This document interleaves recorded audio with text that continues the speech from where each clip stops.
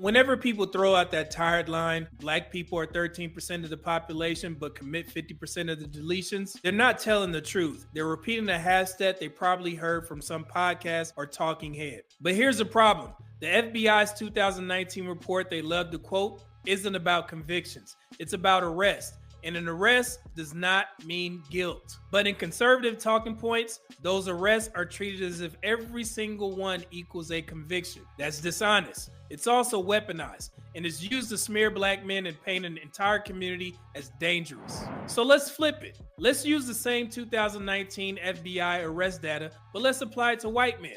Let's see how the numbers sound when the shoe is on the other foot.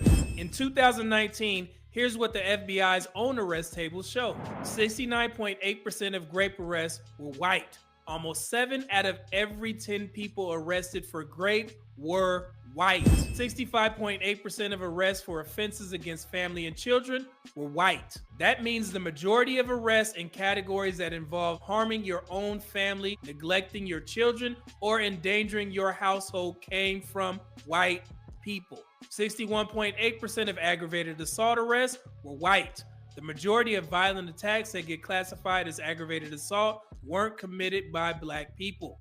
They were white. 59.1% of all violent crime arrests overall were white. And even prostitution and commercial vice, 50.9% of arrests were white.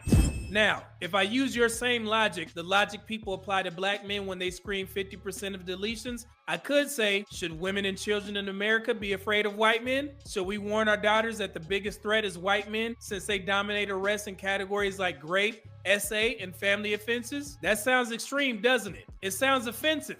It sounds like I'm trying to smear every white man in the country. And that's because I would be. But that's exactly what people do when they take these FBI arrest stats, strip away the context, and weaponize them against black men. Because here's the truth. An arrest is not a conviction.